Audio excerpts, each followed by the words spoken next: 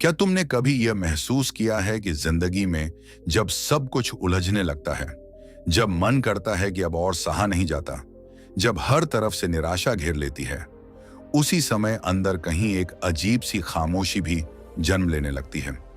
बाहर तूफान होता है लेकिन भीतर कुछ बदल रहा होता है। ज्यादातर लोग इसे बदकिस्मती समझ लेते हैं, पर सच यह है कि यही वह समय होता है जब अच्छा वक्त दरवाजे पर खड़ा होता है और ईश्वर इंसान को पहले भीतर से तैयार करता है।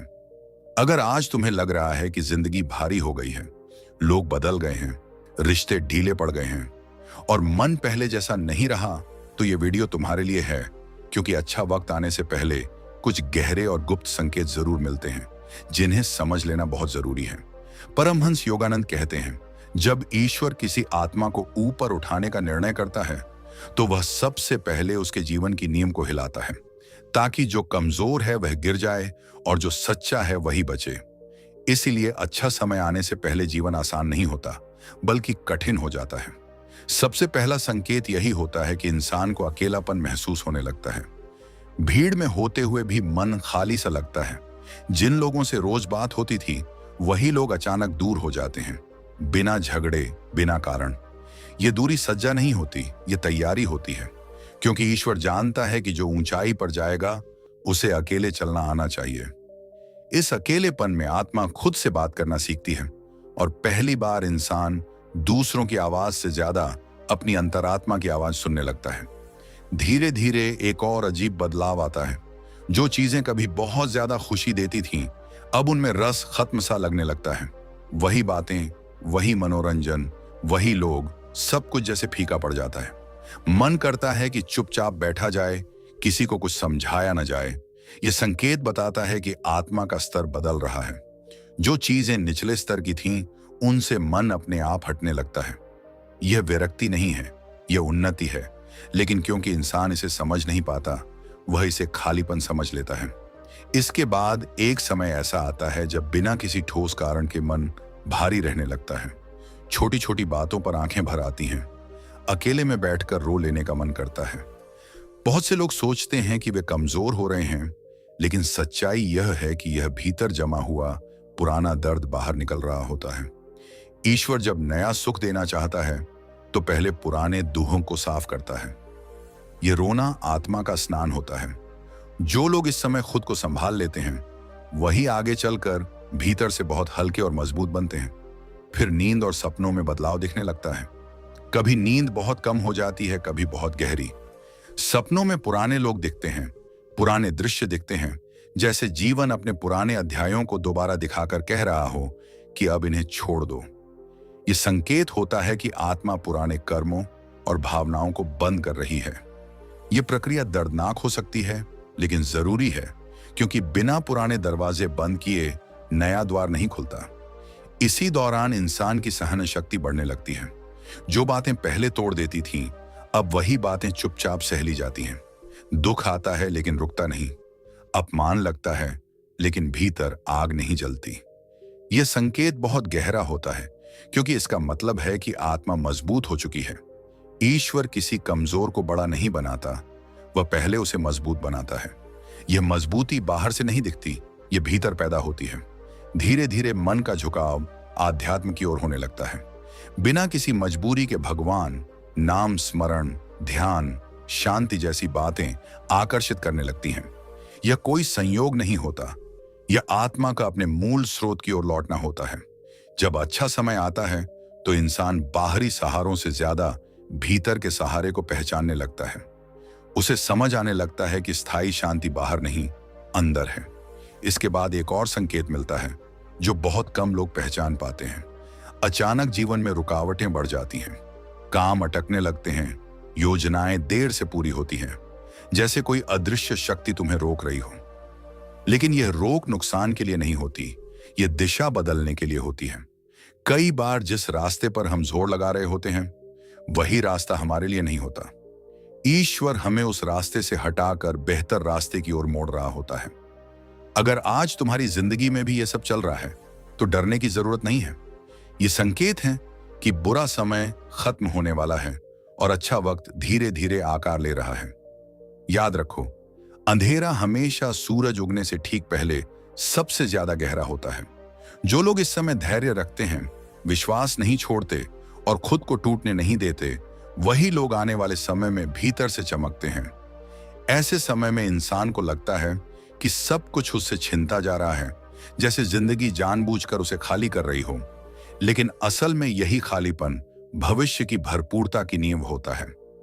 जब अच्छे दिन आने वाले होते हैं तो ईश्वर सबसे पहले इंसान के जीवन से वही चीजें हटाता है जो उसे आगे बढ़ने से रोक सकती हैं। कुछ रिश्ते, कुछ आदतें, कुछ सोच और कभी-कभी वही पहचान भी जिस पर इंसान को बहुत घमंड होता है। ये सब अचानक नहीं होता, ये धीरे धीरे होता है, ताकि आत्मा विरोध न करे और परिवर्तन को स्वीकार कर सके। इसीलिए इस दौर में इंसान को बार बार यही सवाल सताता है कि मेरे साथ ही ऐसा क्यों हो रहा है, जबकि सच्चाई ये होती है कि यही इंसान अगले चरण के लिए चुना गया होता है। इस समय एक और गहरा संकेत दिखने लगता है कि इंसान बाहरी तारीफ और आलोचना दोनों से थोड़ा थोड़ा दूर होने लगता है। पहले जो बात किसी ने कह दी और मन पूरे दिन उसी में उलझा रहा, अब वही बातें सुनकर भी भीतर कोई बहुत बड़ा असर नहीं करती। इसका मतलब यह नहीं कि इंसान बेरुखा हो रहा है, बल्कि इसका अर्थ यह है कि अब उसका आत्मसम्मान बाहर की राय पर नहीं, अंदर की समझ पर टिकने लगा है। यह बदलाव बहुत शांत होता है, लेकिन बहुत शक्तिशाली होता है, क्योंकि जो इंसान दूसरों की सोच से मुक्त हो जाता है, इसी प्रक्रिया में कई बार ऐसा भी होता है कि जीवन अचानक धीमा पड़ जाता है। काम होते हुए भी परिणाम देर से आते हैं, मेहनत दिखती है लेकिन फल नहीं मिलता। यह देरी ईश्वर की उपेक्षा नहीं होती, यह परिपक्वता का समय होता है। जैसे फल पकने से पहले पेड़ पर ही ठहराया जाता है, वैसे ही इंसान को भी जीवन कुछ समय के लिए रोक कर रखता है, ताकि वह अंदर से कच्चा न रह जाए। जो लोग इस ठहराव को समझ लेते हैं, वे शिकायत नहीं करते, वे स्वयं को निखारते हैं, और यही निखार आगे चलकर उन्हें उन ऊंचाइयों तक ले जाता है जहां वे पहले कभी पहुंच ही नहीं सकते थे। इस दौर में इंसान को अपने ही पुराने रूप से असहजता होने लगती है। पहले जो सोच सही लगती थी, अब वही छोटी और सीमित लगने लगती है। पहले जिन बातों पर गर्व था, अब उन पर प्रश्न उठने लगते हैं। यह आत्मा का विस्तार होता है। जब चेतना फैलती है तो पुराना दायरा छोटा पड़ जाता है। यही कारण है कि इस समय कई लोग भीतर से बेचैन रहते हैं, क्योंकि वे नए बन रहे होते हैं, लेकिन पुराने को पूरी तरह छोड़ा नहीं होता। यही संक्रमण काल सबसे कठिन होता है, लेकिन सबसे मूल्यवान भी। धीरे धीरे एक दिन ऐसा आता है जब इंसान को बिना किसी स्पष्ट कारण के भीतर से यह एहसास होने लगता है कि सब ठीक हो जाएगा। परिस्थितियां अभी भी वैसी ही होती हैं, समस्याएं अभी भी मौजूद होती हैं, लेकिन भीतर एक भरोसा जन्म ले लेता है। यह भरोसा किसी इंसान ने नहीं दिया होता, यह ईश्वर की तरफ से आया संकेत होता है। यही वह बिंदु होता है जहां आत्मा डर से ऊपर उठने लगती है, और जब डर खत्म होता है तभी जीवन में नए द्वार खुलते हैं। यही वह समय होता है जब बहुत से लोग हार मान लेते हैं और बहुत कम लोग टिके रहते हैं। फर्क बस इतना होता है कि जो टिक जाता है वही देख पाता है कि संघर्ष का यह दौर वास्तव में उसकी तैयारी थी। अच्छा वक्त कभी भी अचानक नहीं आता, वह लंबे समय से भीतर तैयार हो रहा होता है। बाहर की दुनिया तो बस उसका परिणाम होती है। अगर आज तुम इस स्थिति से गुजर रहे हो तो याद रखो, यह अंत नहीं है, यह संकेत है कि तुम्हारी आत्मा को बड़ी जिम्मेदारी के लिए तैयार किया जा रहा है। ईश्वर जिनसे बड़ा काम लेता है, उन्हें पहले भीतर से तोड़ता नहीं, बल्कि गहराई से गढ़ता है। और जब यह गढ़ने की प्रक्रिया पूरी होती है, तब वही इंसान दूसरों के लिए प्रेरणा बन जाता है। सबसे गहरा और सबसे निर्णायक संकेत यह होता है कि इंसान के भीतर जिम्मेदारी का भाव अपने आप पैदा होने लगता है। वह अब सिर्फ अपने लिए नहीं, बल्कि दूसरों के लिए भी सोचने लगता है। उसे लगने लगता है कि जीवन सिर्फ सुख दुख का खेल नहीं है, बल्कि कुछ सीखने और कुछ देने का माध्यम है।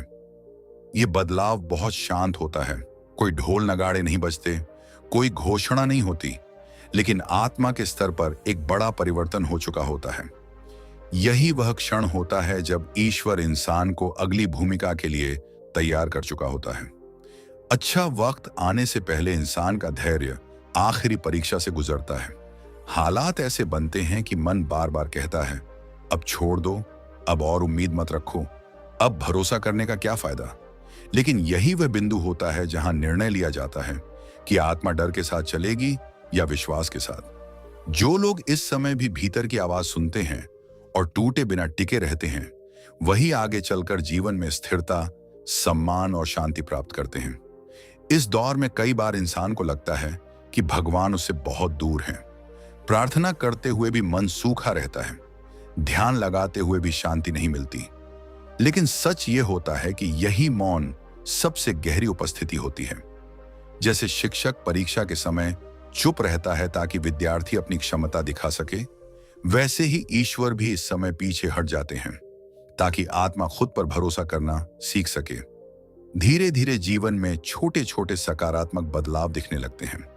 कोई बड़ी चमत्कारी घटना नहीं, बल्कि छोटी छोटी बातें, किसी का सही समय पर मदद कर देना, किसी रास्ते का अचानक खुल जाना, किसी निर्णय का भीतर से सही लगना। ये संकेत बताते हैं कि ऊर्जा बदल चुकी है। जब अच्छा वक्त पास आता है तो इंसान को अपने अतीत से लड़ना नहीं पड़ता, वह उसे स्वीकार कर लेता है। पुराने घाव अब दर्द नहीं देते, वे बस यादें रह जाते हैं। यही क्षण सबसे सुंदर होता है, क्योंकि जहां स्वीकार है वहीं शांति है, और जहां शांति है वहीं स्थायी सुख का जन्म होता है। बहुत लोग सोचते हैं कि अच्छा समय मतलब सब कुछ आसान हो जाना, लेकिन सच्चाई ये है कि अच्छा समय मतलब भीतर इतना मजबूत हो जाना कि कठिनाइयां भी बोझ न लगे। यही असली सफलता है। जब परिस्थितियां बदलें या न बदलें, लेकिन इंसान खुद के भीतर स्थिर हो जाए। अगर आज तुम इस पूरे दौर से गुजर चुके हो या गुजर रहे हो, तो समझ लो कि तुम साधारण नहीं हो। हर इंसान इस प्रक्रिया से नहीं गुजरता। ये वही लोग होते हैं जिन्हें जीवन सिर्फ भोगने के लिए नहीं, बल्कि समझने के लिए दिया गया होता है। याद रखो, बीज को भी जमीन के भीतर अंधेरे में रहना पड़ता है, तब जाकर वह अंकुर बनता है। अगर वह अंधेरे से डर जाए और बाहर आने की जिद करे, तो कभी पेड़ नहीं बन पाएगा। उसी तरह यह कठिन दौर तुम्हें नष्ट करने नहीं आया है, यह तुम्हें नया रूप देने आया है। जब तुम पीछे मुड़कर देखोगे तो समझ आएगा कि जिन पलों में तुम सबसे ज्यादा टूटे थे, वही पल तुम्हारे जीवन की सबसे बड़ी तैयारी थे। और तब तुम्हें किसी से शिकायत नहीं होगी, किसी से सवाल नहीं होगा, क्योंकि तुम जान जाओगे कि हर देरी, हर दर्द, हर अकेलापन किसी गहरी कृपा का हिस्सा था।